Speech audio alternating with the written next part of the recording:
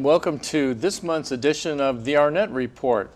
This is kind of like a video business magazine that's designed to illustrate best practice examples about how local merchants and organizations are going about doing their marketing and advertising. I'm your host, Jeff Arnette, and tonight we have a fun group of people in here, starting with Jason Seacrest, who's with WashingtonMetroHomes.com. Jason, welcome to the program. Thanks for having me back, Jeff. I really appreciate it. You know, I had asked you to come back because a number of people that I've talked to are genuinely concerned with what's going on in the marketplace concerning real estate. I was wondering if you could kind of bring us up to speed on that.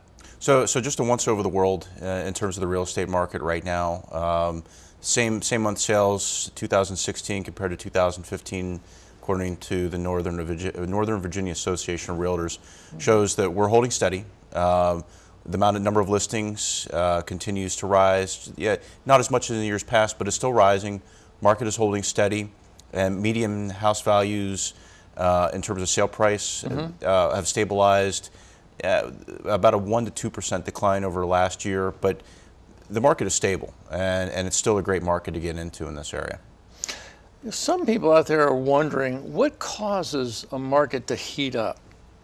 Well, a lot of things are happening right now to keep the market hot and to keep it going. Anecdotally, nationwide, I've got realtor friends all across the country, and everybody has the same problem right now. A lot of buyers, just not a lot of sellers, just not a lot of inventory. And you have historically low mortgage rates right now. Recently put one of my veteran clients into a 30-year fixed rate mortgage for 3.25%. Wow. No points, no origination fee. And with, you still have all the wealthiest, or some of the wealthiest counties in the United States in this area. And when you add cheap mortgage rates, when you add just increased demand and sustained demand, it really makes for a seller's market here. There are people that have voiced concern over having trouble with competition on some of this. I was wondering if you could shed some light on that. The infamous bidding wars. Yeah, so it's amazing. I hear stories not only from my colleagues, but just people that you meet in everyday course of life, and friends and acquaintances, and everybody that you talk to is always worried about being able to walk into a house and not having 10 people to bid against. And it can be very daunting. I've been in those situations where, realistically, Jeff, in a hot house in this market, a hot house in the hot market, get listed Thursday or Friday. They'll do showings on Friday, Saturday, open house on Sunday. Might have 6 or 7 offers waiting on Monday. Wow. But there are ways to prepare yourself if you are a buyer and you want to be able to be competitive against other people in the market. There's some things that you can do. Well, don't hold back. Let us know what's going on. I'll give you some of the insider tricks of the trade. First thing, people start and they're just not ready. They need to understand what it is they want in a house, and that involves, I talked about the last time I was here, just being ready to buy, knowing what you want to buy. Unfortunately, the way houses go here, people have to be decisive and be ready, willing, and able to make a quick decision. You'd like to be able to look at a house, sleep on it, think about it, stew on it for a week. You just don't have that luxury in this market right now. So unfortunately, if you see something, you have to be ready to act on it and be willing to make a decision. I see a lot of people, they just vacillate on what they're going to do. And then these don't stay on the market very long, and they're gone. They're gone. And it's heartbreaking to tell people that the house that they wanted, is gone. And but just, Jeff, a couple other things that I see. Financing, a mortgage is just absolutely critical because you have pre-qualification and pre-approval. Yeah. We talked about that last time, and I'm seeing now where if you're not even pre-approved, nobody's going to look at your offer. Being pre-approved for mortgage is the gold standard now, and even then, we're running into situations where trying to compete with a cash buyer. Yeah. The days of cash buyers are actually on the increase here, because again, we have a lot of wealthy people here, a lot of affluent people, and who are just willing to pay cash. And unfortunately, everybody would love to be able to buy a house for cash and be able to walk away, but realistically, that isn't the realistic scenario for everybody, and they need a good mortgage product. What would you say would be the top 3 concerns that a buyer should have in terms of having their ducks in a row? First and foremost, mortgage. I can't keep saying it enough. Have a good lender, have a respectable lender, and pick out a product that works for you. Second is, again, just knowing what you want and being able to act on it when you find what it is. 3, and I deal with this a lot in terms of managing expectations for my clients. People think they can walk in and negotiate. If a house is selling for $700,000, hey, let me put an offer in for $600,000. And I see that from people coming in from outside of the metro area, and fortunately, a lot of times the price is the price. You got to pay it. Yeah, it's just not like any type of negotiations would be any good when the market's like this. And realistically, Jeff, people have to come in and be prepared to even pay more than the list price. We have what's called an escalation addendum, which we can add to a contract. So if there is a bidding war, there are ways to be able to still get the house. Now, unfortunately, you're going to have to pay a little bit more. And if you are going to do those escalation clauses, there are other decisions that have to be made. So if they really want a house bad enough, they could have this escalation clause automatically click up when there's a bid? Correct. Interesting. Correct. Let's put that other hat on for a minute and talk about sellers. First of all, a lot of people think that because the market starts to get heated up a little bit, they don't have to do any prep for the house, but that's not so, is it? That's definitely not the case. 1 to 2 years ago, when the market was super hot, you could throw a house up and probably not have to do too much. But now, things in the economy in this area has cooled off a little bit. They've stabilized.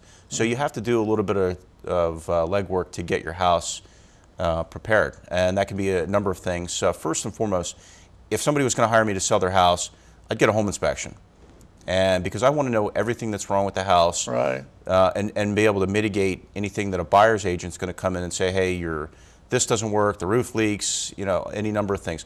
I want to know right away what's wrong with the house. Right.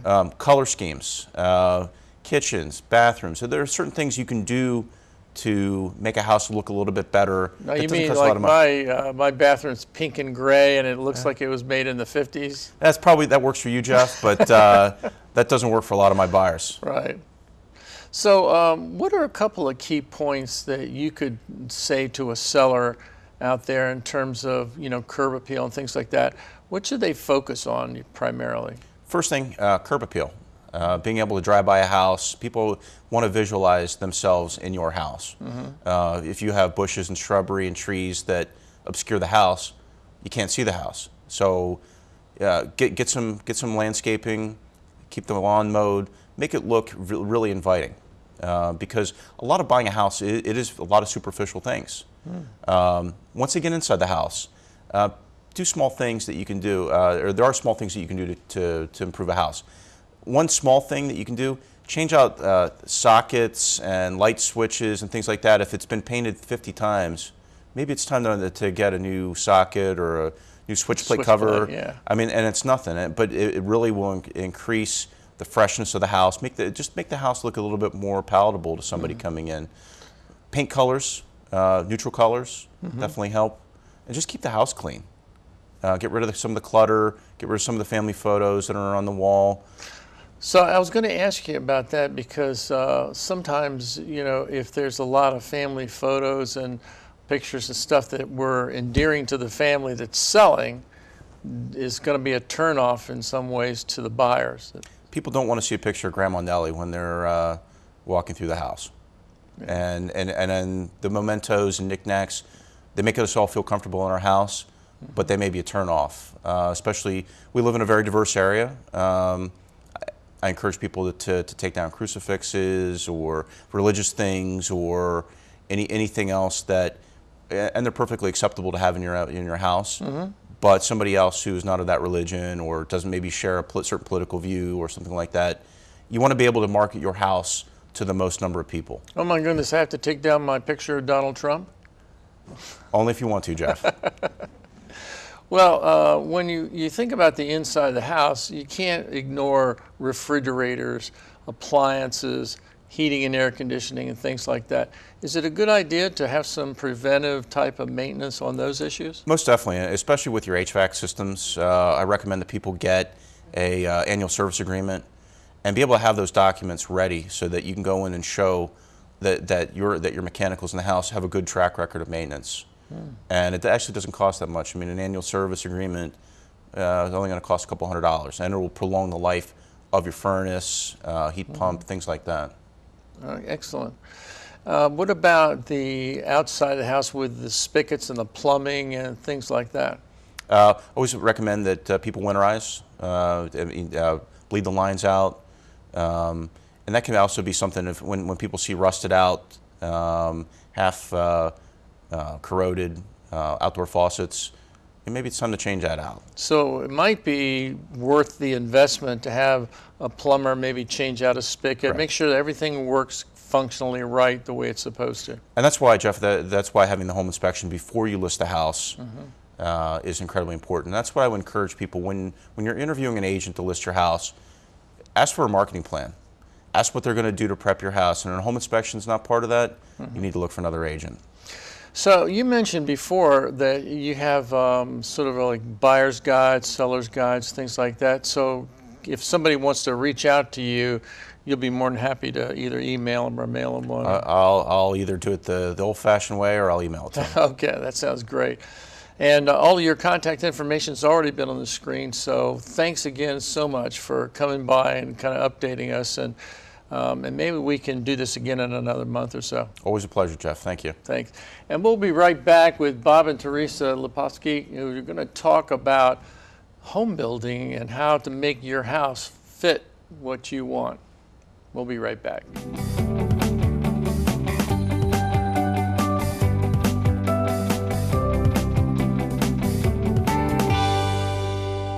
And welcome back to the Arnette Report. This segment, I asked builder Bob Leposki, is that correct? Yeah. Thank goodness, I was worried about that. To come in with his wife Teresa to talk to us a little bit about remodeling homes in Northern Virginia. Bob, welcome to the program. Thank you very much. Very happy to be here. Now, Bob, when you were a child, you didn't say to mom and dad, hey, I want to grow up and build houses. So, no, I didn't. So how did you get into this business? You want to be an astronaut? Sure. That sounds good. Yeah. So how did you get into this line of work? Well, at a fairly early age, I was Mr. Fix-It around the house. I remember at the age of 6, probably fixing the crib that had broken for my baby sister. And my dad didn't know how to fix it, and I fixed it. I'm just inclined towards that. And Wow. I did things like raced in the soapbox derby as a teen, and I love to build things, basically. Let's talk about the process of remodeling, and who are the key players that should be involved in making decisions on it? Well, the key players would be obviously the homeowner drives it, and my job is to find out exactly what they want. And sometimes I have an architect involved. I do design build, so the architect could be involved. And when an architect is involved, I will frequently work with them, with the architect. But the whole idea is to try to find out exactly what the homeowner wants, and to guide them a bit too, and to give them what they want. Well, now, do those rascals ever change their mind? Never. They do change their minds, yeah. So you have people sign off on different aspects as you go along? Yeah, we do that. That makes sense. Yeah. Something I was curious about, and people have told me when we were talking about the remodeling that they did, it's a fear that comes up about, are these people licensed? Do they have insurance and things like that? So tell us a little bit about that aspect. Well, there are a lot of people that are not licensed, that don't have insurance, and those are people you got to be careful of. In order to, it's a really good way to kind of screen people. I mean, if they're not licensed, there's a good chance there's a lot of other shortcuts have been taken. And then with insurance, it's really important. One family I know, they hired someone who was not insured, and he actually had an accident and died. Oh my goodness. And I don't really know what happened after that, but you can use your imagination to, yeah. Yeah, and we see that on commercials, where on television and stuff, where a ladder falls over and it hits something and knocks and breaks down and breaks this, and it gets to be a big mess on that. Which leads us into the agreements themselves.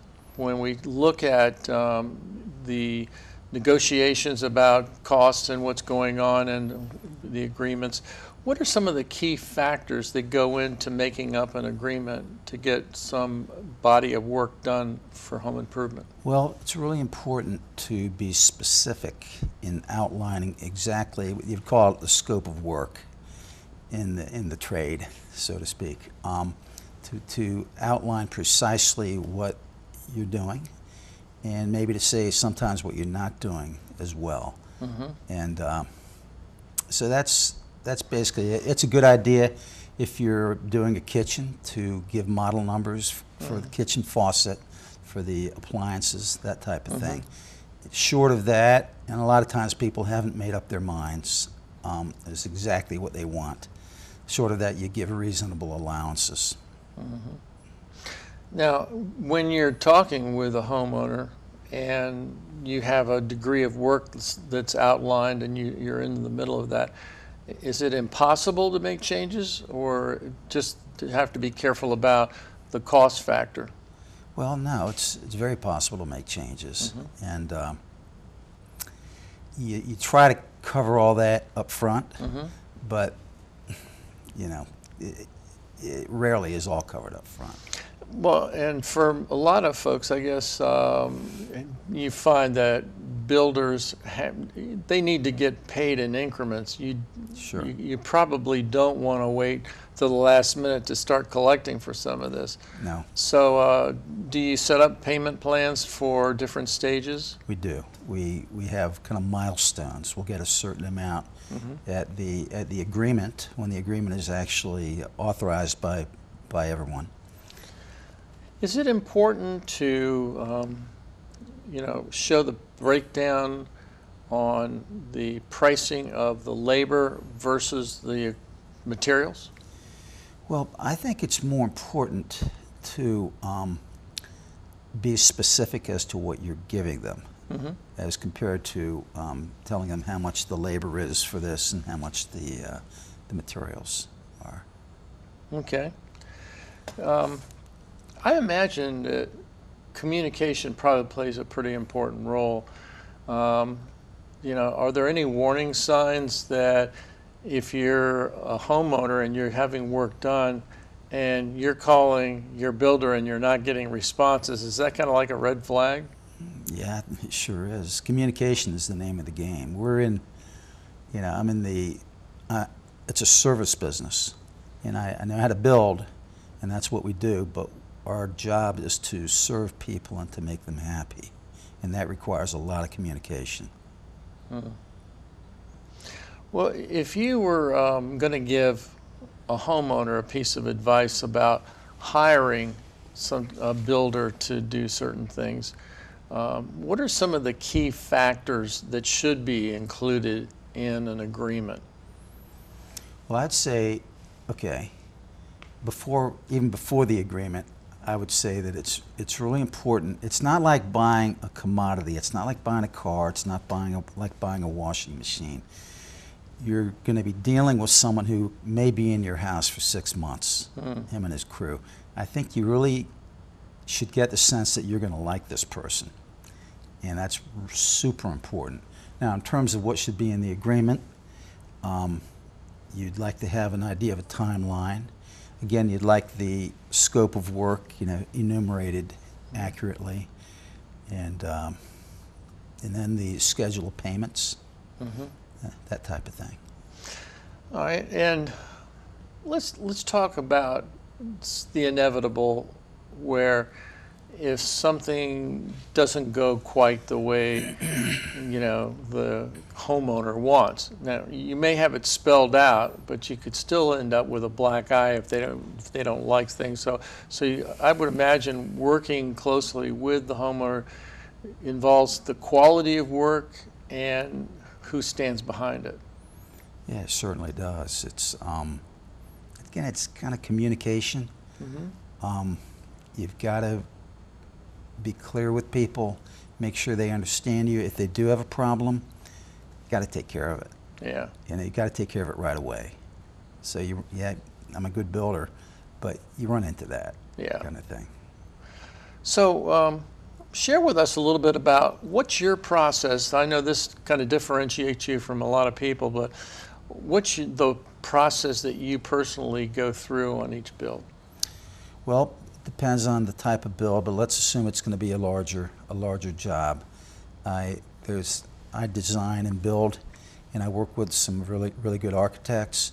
But the idea at first is, for example, if you gave me a call and said I want to build a two-story addition, and in that first phone call I'll find out if you've already got a plan, a design, and if not, I'll start talking about.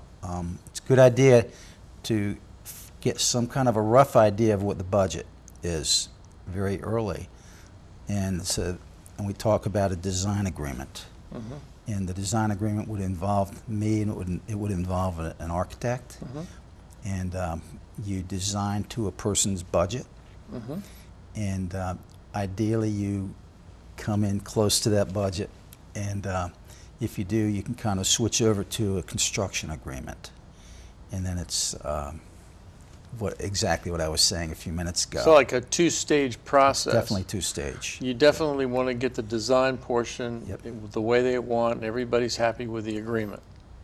Crucial. And then get into the construction part. Crucial. Got to know what you're building. That's for sure.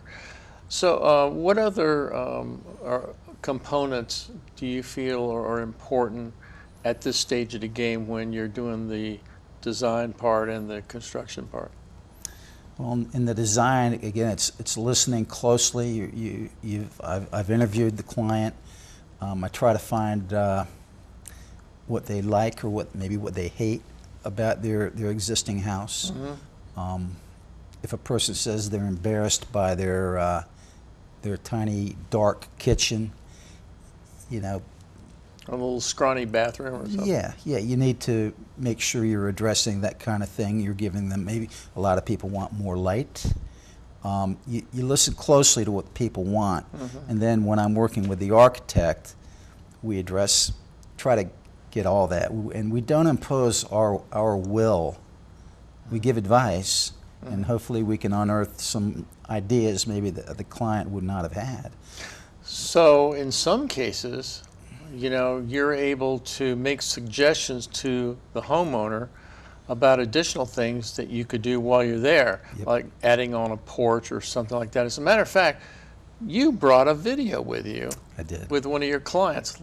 Let's take a quick minute and see what they had to say. Hi, I'm Carolyn. And I'm Rick. And welcome to our kitchen. It didn't always look like this. We moved into this house 17 years ago. A couple years later, we realized that this floor plan just wasn't right. It was way too segmented, and we needed to modernize. Our kitchen was from the early 80s. We really wanted to not only modernize that, but improve a lot of other aspects of the home. One thing that might work. So we knew we needed to hire a builder, and Bob Lepovsky of Nautilus Builders impressed us the most. You could have a chair in this corner here. He was by far the most knowledgeable. He came in with a lot of great ideas, and we really liked working with him right from the start. He wasn't the lowest bidder, but we felt that his integrity was right, and he was just a good fit for us. There's a little more room over here for a smaller closet. I liked his creative ideas. He said, let's build a mud room. You have 2 kids. Why not create a space where they can drop off their coats, their boots, their backpacks when they come home from school? So we achieved that by building out into the garage. We wanted to take down some walls and really open up the space. There was a pantry in this area here that needed to come out, and tried to connect the sunroom to the rest of the house. Unlike the horror stories that we'd heard from all of our neighbors about general contractors, Bob Lepovsky was on time, on budget, and we wanted this room finished for our Christmas dinner, to be able to cook it in our double ovens and on the stove. He not only made Christmas, but he actually finished shortly after Thanksgiving. Yeah, it went really well. Everything was so smooth, and we enjoyed the process. All in all, we recommend Bob to our friends, and we would hire him again. Absolutely. Bob the Builder. Wow, that was pretty cool. They're evidently one of your fans. That's great. They're wonderful people. Yeah. So typically when we think about changing a home's appearance so that it fits a new lifestyle, what does that involve? Well, it depends on what the people want. Most of my clients live in great neighborhoods. They're close in. They love where they live, and their home may not quite fit changing family circumstances. Maybe their family's getting bigger. Maybe they're downsizing. Or so now whatever. they want it to be. They don't want to leave their neighborhood. They don't want to leave their friends. Right. They just want the house to fit their lifestyle. Right. So one other thing that just came to my mind, some people, like we grow up hearing, you should always get 2 or 3 bids. What's your take on that? Well, the stories that I heard, here's an example. If someone has worked for 500 people, a builder's worked for 500 people and he's made 3 people happy, which 3 references do you think you're going to get? Yeah. So I think it's more important, if I were to recommend to a homeowner, I think it's more important to ask for, maybe give me a list of everyone you've worked for in the last year, where you're kind of controlling what names you're going to receive, rather than letting the builder that only pleased 3 people out of 500 control. Well, we're about out of time, but let me ask you one last question. Have you received any like awards and recognition for the work that you've done? I have. I've received an award for the best historical remodel. Oh, wow. In the Washington area. Wow. And that was in Old Town Alexandria. And it's a historical restoration, actually. And I've received 2 awards, Contractor of the Year for kitchens. We can't be out of time. I have more questions, but we are. Okay. So can we get you to come back again in I'd love another to. month or 2, and we'll talk some more, and I promise to have some more questions ready for you. That'd be great. Thank you. Thanks for tuning in on the Arnette Report this month, and stay tuned for more entertaining information that you can use with people like Bob and Teresa. Thanks again, and we'll see you next month.